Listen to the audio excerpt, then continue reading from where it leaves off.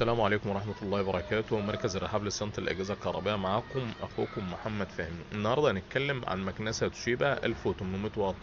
دي العميل جايبها مفككة، والمفروض ما بنقبلش أي شغل مفكوك، بس عشان عميل عندنا هنشتغل فيها. المكنسة دي عيبها موتور محروق، وكان عيب خبيث فيها برضه. يمكن في أغلب المكانس بعد صيانتها ممكن من الصيانة، وممكن لو حدث ليها أي عيب أي عطل. وهو العيب كان الشفط.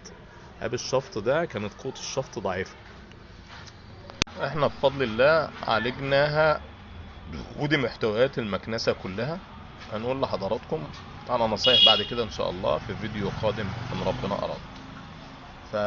ودي بعد تجميعها كده ولا كده باذن الله، دي محتوياتها، دي الكارتة،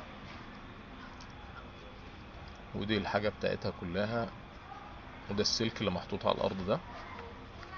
بكرة السلك دي 25 متر، في حدود 25 متر.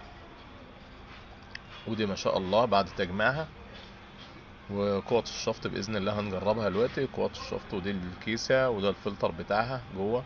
الفلتر بتاعها بتفك كده، المفروض نظافته على طول وننضفه. ودي الرجلين بتاعتها، المفروض نظافة الفلتر الأمامي ونظافة الفلتر الخلفي على طول، عشان التهوية. اللي قدام عشان الكيسة وعشان الموتور، واللي ورا ده عشان تهوية الموتور. دي ما شاء الله نقفلها وهنشغلها كده لها اتجاه. بفضل الله هتشتغل وتبقى زي الفل، وقوة الشفط بتاعتها هتبقى جبارة بفضل الله ان شاء الله. وده الفلتر اللي احنا قلنا عليه اللي بيبقى ورا، بس العميل سابه عنده في البيت، هيبقى يركبه. دي خلاص كله تمام، 10/10. لا تنسونا من صالح دعائكم والاشتراك بالقناة. دي كده ما شاء الله الشفط